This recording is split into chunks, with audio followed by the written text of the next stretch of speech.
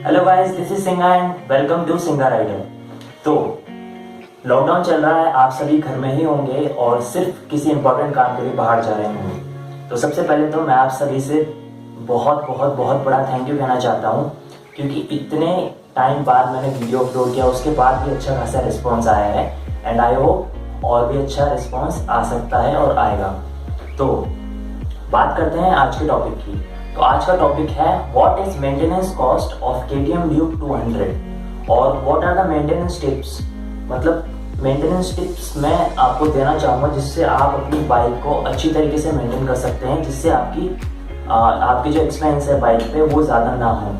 तो सबसे पहले मैं कुछ बात शेयर करना चाहूँगा आपसे कि मैंने कई बार देखा है कि लोग बाइक तो परचेज करते हैं, इस हैवी सेगमेंट की बाइक परचेज कर लेते हैं, और उसको 7 मंथ्स 8 मंथ्स के बाद सेल कर देते हैं या फिर 1 साल बाद। उसको सेल भी करते हैं तो 70,000 75,000 इस प्राइस पे सेल कर देते हैं। वही जब आप 2 लाख रुपीज़ की बाइक परचेज कर रहे हैं और उसको 70,000 80,000 इतने में बेच रहे हैं, तो इसके पीछे रीज़न क्या है? इसके पीछे सबसे बड़ा रीज़न है इसकी मेंटेनेंस, जो कई लोग अफोर्ड नहीं कर पाते हैं। क्यों नहीं कर पाते हैं? क्योंकि वो इसे अच्छी तरह मेंटेन करते ही नहीं हैं। कुछ ऐसी बातें होती हैं जिसके कारण इसमें बार बार खर्चे आने लग जाते हैं। इसी कारण लोगों को लगता है कि इसका मेंटेनेंस बहुत हाई है। अगर आप थोड़ी छोटी छोटी बातों पे ध्यान रखें तो आपको इस पे ज़्यादा एक्सपेंस करने की ज़रूरत नहीं पड़ेगी। तो उन्हीं के बारे में मैं आपको बताऊंगा, और मैं ये भी बताऊंगा कि 4 साल तो हो गए हैं मेरी बाइक को। 2015 में परचेज की थी मेरे पिताजी ने, और अभी चल रहा है 2020, तो 4 साल तो हो गए हैं। और तब से लेकर अब तक इसमें कितना एक्सपेंस हो चुका है, कितने पैसे लग चुके हैं, वो भी मैं आपको बताऊंगा। तो ये है, आप सोच रहे होंगे मेरे पास कोई पार्सल आया, नहीं, इसमें है सारे बिल्स। आप देख सकते हैं इसके अंदर है सारे बिल्स। मैंने आज बैठ के वापस पूरा होमवर्क किया था, इन सबको जोड़ा। इसमें कुछ बिल्स मिसिंग हैं, कुछ ऑनलाइन भी आए थे, तो उन सबको मिला के जो भी इसमें आज तक एक्सपेंस हुआ है वो मैं आपको वीडियो के एंड में बताऊँगा। तो और मैं आपको इस वीडियो में बताऊंगा कि हम बाइक को कैसे मेंटेन कर सकते हैं और किस किस चीज़ में कितने एक्सपेंस लगते हैं। तो शुरुआत करते हैं वीडियो की। सबसे पहले मैं अपने बारे में बताऊंगा। माय नेम इज़ प्रगट Singh and I am from Jaipur and this is my YouTube channel सिंगा राइडर। और इसमें मैं जो भी वीडियो अपलोड करता हूँ वो बस मैं जितनी मुझे नॉलेज है मैं दुनिया को बताना चाहता हूँ, क्योंकि कई ऐसी चीज़ें होती हैं, मैंने भी कई चीज़ें यूट्यूब पर सर्च की जो मुझे नहीं मिली, तो मैं उन्हीं चीज़ों पे वीडियोस बनाता हूँ ताकि लोगों को भी वो वीडियोस मिलें, ताकि उन्हें परेशानी ना हो और एक बाइक परचेज करने से पहले वो अच्छी तरह इस बात को समझ लें। तो सबसे पहली बात मैं आपको बता दूं कि इसमें मैं जो पेट्रोल का एक्सपेंस है, जो पेट्रोल लगता है इसमें, उसका मैं इसमें कॉस्ट नहीं जोड़ूंगा, क्योंकि वो तो आप भी जानते हैं कॉमन है। कुछ भी ले लीजिए, कोई सा भी व्हीकल ले लीजिए आप, other than electric vehicles, petrol या डीजल की ज़रूरत तो आपको पड़ेगी उसको रन करने के लिए, तो उसको हम मेंटेनेंस कॉस्ट में इंक्लूड नहीं कर सकते हैं। तो सबसे पहले बात करते हैं कि मैंने जो इससे पहले वाली वीडियो में सर्विस की बात की थी कि first service, second service, third service, these all are free services and how much you have to pay in these services. तो उसके बाद जो पेड सर्विस आती है उसके बाद की मैं सब कुछ बताऊंगा आपको। तो सबसे पहली बात, 1 साल तक आपकी बाइक में कोई भी एक्स्ट्रा एक्सपेंस नहीं लगेगा रेदर देन योर सर्विस। मतलब सर्विस के अलावा इसमें कुछ एक्सपेंस नहीं आएगा, कोई भी मेंटेनेंस कॉस्ट नहीं आएगी, सिर्फ आपको सर्विस के ही पैसे देने पड़ेंगे अगर आप अपनी बाइक को ढंग से रखते हैं। तो बात करते हैं पॉइंट फर्स्ट की। तो फर्स्ट पॉइंट है इसका chain set. This is my 4th chain set. Chain set की इसकी लिमिट होती है अराउंड 10,000 किलोमीटर टू 12,000 किलोमीटर्स।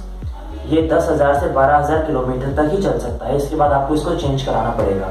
तो जैसा मैंने कहा कि ये मेरा 4th चेन सेट है, 4 साल में 4था चेन सेट है। तो इसका आप अनुमान लगा सकते हैं, क्योंकि मेरी गाड़ी अभी चल चुकी है 46,000 के आसपास। 46,000 के आसपास मेरी बाइक अभी चल चुकी है, तो 4th चेन सेट है। और चेन सेट की अराउंड आपको 3,000 से 3,500 रुपीज़ तक, 3,000 से 3,500 रुपये तक का इसका एक चेन सेट आता है। तो आप देख लीजिए 10,000 से 12,000 तक आपको चेन सेट चेंज करा लेना चाहिए। ये है इसका पहला मेंटेनेंस।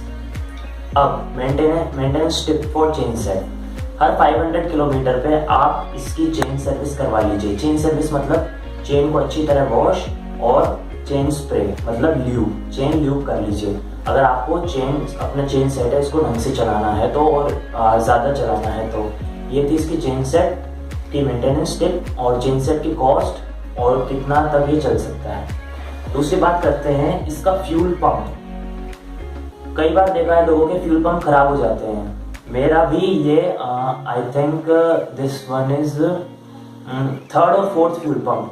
फ्यूल पंप क्यों खराब होते हैं, इसके मेनली दो रीज़न है। पहला रीज़न है अच्छी क्वालिटी का फ्यूल इसमें ना डालना। कहीं से भी पेट्रोल डलवा लेते हैं, किसी भी पेट्रोल पंप से डलवा लेते हैं, इम्प्योरिटीज होती हैं उसमें कुछ ना कुछ मिक्स करके इसमें डालते हैं।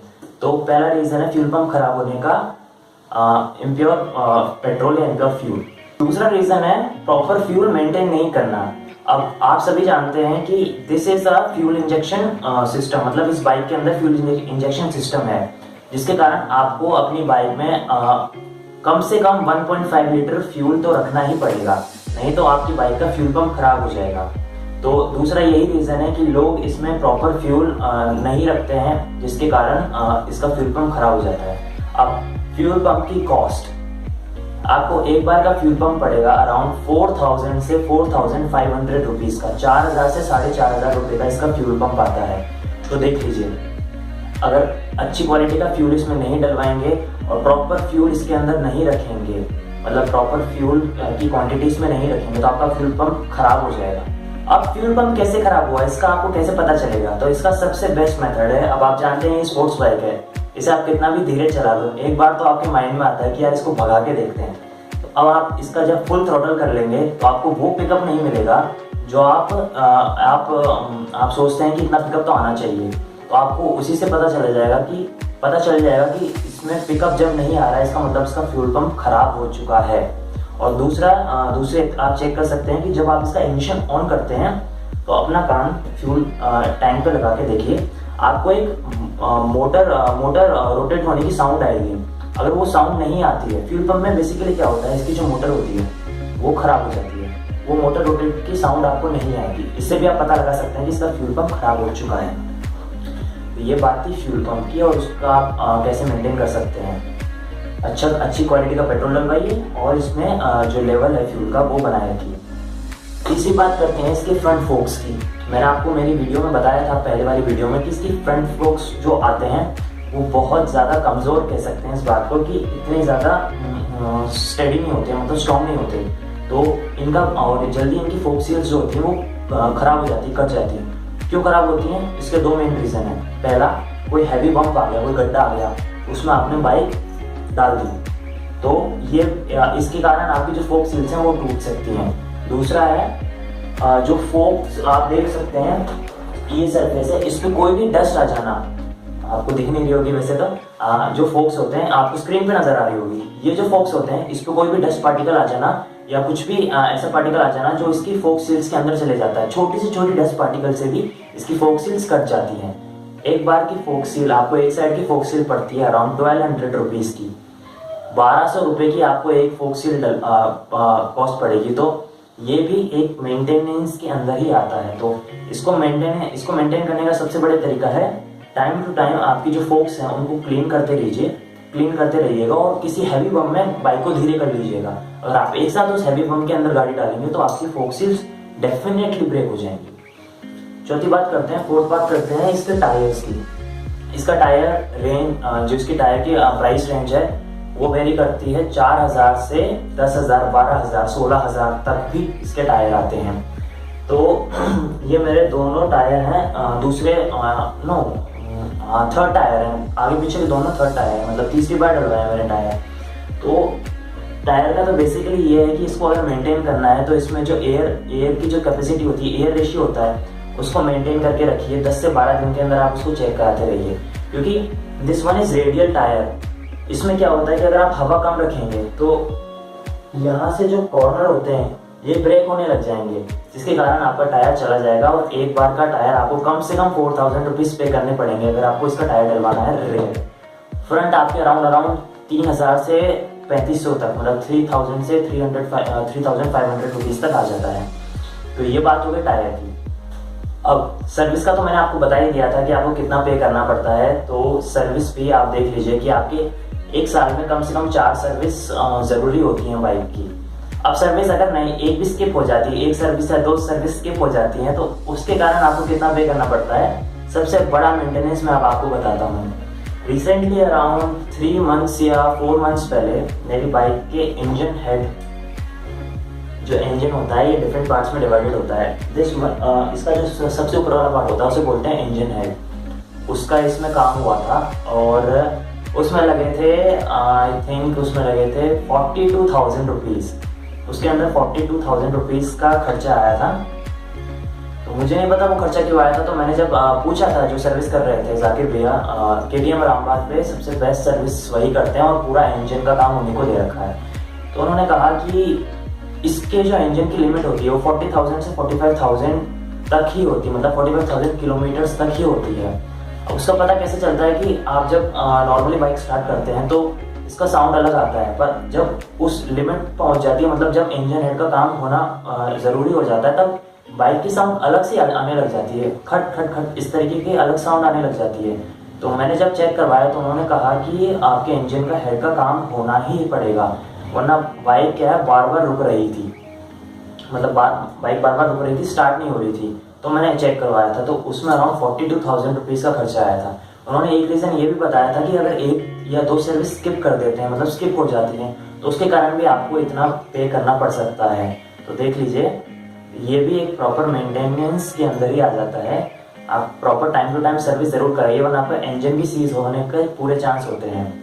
तो आप टाइम टू टाइम अपनी बाइक की सर्विस करवाते रहिए ताकि आपको ऐसी कोई प्रॉब्लम फेस ना करनी पड़े। बाकी आपको 40,000 अगर आपकी बाइक चल जाती है, 40,000 या 45,000, तो वो काम करवाना ज़रूरी है, वरना बाइक चलाने में वो मज़ा नहीं आएगा जो पहले चलाने में आता। और यकीन मानिए आपको ऐसा लगेगा कि आप बाइक नई नई शोरूम से निकलवा के लाए, क्योंकि पूरा इंजन नया का नया इसमें डलता है। इसमें क्रैंकशाफ्ट हो गई, पिस्टन हो गए, और जो भी इसमें चीज़ डलती है वो पूरी नई की नई डलती है। तो आपको बिल्कुल ऐसा फील आएगा कि आपकी बाइक आप नई नई शोरूम से निकलवा के लाएं, और वही प्रोसेस वापस 1000 किलोमीटर जो आप नई बाइक परचेज करते हैं वही इसमें करना पड़ेगा। 1000 किलोमीटर के बाद सर्विस करवानी पड़ेगी, और 1000 तक आपको धीरे धीरे ही बाइक चलानी पड़ेगी। तो एक चीज़ मैं टायर की मेंशन करना भूल गया कि इसके जो रेयर टायर है वो अराउंड चल जाता है 25,000 से 26,000 इतना चल जाता है। वो डिपेंड करता है कि आप इसको किस तरीके से रगड़ते हैं। कई लोग 10,000 में भी टायर चेंज करा देते हैं, कई लोग नया लाते हैं बर्नआउट करके फाड़ के दूसरा, तो वो डिपेंड करता है। बाकी मैं इसको 25,000 तक चला लेता हूँ, आगे वाला ज़्यादा चलता है। तो ये बात हो गई मेंटेनेंस और मेंटेनेंस टिप्स की। अब मैं आपको बताता हूँ कि 4 साल अराउंड 21 अक्टूबर को बाइक परचेज हुई थी, 21 अक्टूबर 2015 को। तब से लेके अब तक मैंने आपको बताया पहले साल में आपको कोई मेंटेनेंस नहीं देना पड़ेगा एक्सेप्ट सर्विस। तब से लेके अब तक मैं कितना इसमें खर्चा हो चुका है उसका पूरा एस्टिमेट मैंने लगाया है, और वो बैठा है अराउंड मतलब इसमें मैं पेट्रोल को इंक्लूड नहीं कर रहा, पेट्रोल एक्सक्लूडेड है इसमें। बाकी सर्विस और टोटल मेंटेनेंस और बाकी छोटे मोटे जो भी हैंड गार्ड्स वगैरह, विंड स्क्रीन वगैरह, ये सब जो भी क्रैश गार्ड्स वगैरह हो गए, इसकी मैं आपको बता दूँ अराउंड बैठा है 1,88,000 जी, 1,88,000 अब तक इसमें लग चुके हैं एक्सेप्ट पेट्रोल, एक्सेप्ट फ्यूल। और इसको परचेज किया था 1,61,000 में मेरे फादर ने मेरे लिए, मतलब 1,61,000 रुपये की मेरे फादर ने दिलाई थी मेरे को ये। और उसके बाद भी तब से लेके अब तक इसमें 1,88,000, 2 लाख रुपीज़ अब तक मेरे फादर के इसमें लग चुके हैं। तो कुछ खर्चे ऐसे भी हुए जो मेरी लापरवाही के कारण हुए, जैसे फ्यूल मेंटेन नहीं किया, अच्छी क्वालिटी का पेट्रोल नहीं डलवाया, इस तरीके का, टायर भी। तो ये खर्चा है, ये मेंटेनेंस है एक ड्यूक का। तो आप एस्टिमेट लगा लीजिए कि आपको पहले साल को अगर आप एक्सक्लूड कर लें तो बाकी 3 साल में 2 लाख रुपीज़ से अगर आप डिवाइड करते हैं, जो भी कितने 36 मंथ्स हो गए, तो उस हिसाब से अगर आप डिवाइड करके आप पूरा देख लीजिएगा कि आपको हर पर मंथ कितना पे करना पड़ेगा। तो ये बात है। और बात करें एक चीज़ और की कि अगर आप सर्विस करवाने जाते हैं तो ये नहीं है कि सिर्फ आपके 3,000 से 3,500 रुपये लगेंगे, कुछ चीज़ें और भी चेंज होती हैं इसमें, जैसे डिस्क पैड हो गए फ्रंट के और बैक के, ठीक है, क्लच हो गए, क्लच केबल हो गए, ये भी कभी कभी ख़राब हो जाते हैं, छोटे मोटे कंपोनेंट्स हो गए, फ्यूज़ हो गए, बल्ब हो गए, इन सब पे भी तो आप कम से कम आपको 5000 रुपीज़ कैरी करने पड़ेंगे पर सर्विस आफ्टर 1 ईयर, क्योंकि 1 साल तक तो इसकी कंपनी वारंटी देती है। कोई भी चीज़ इलेक्ट्रिकल कंपोनेंट ख़राब हो जाए तो उसकी वारंटी तो कंपनी की तरफ से होती है, 1 साल बाद नहीं होती है।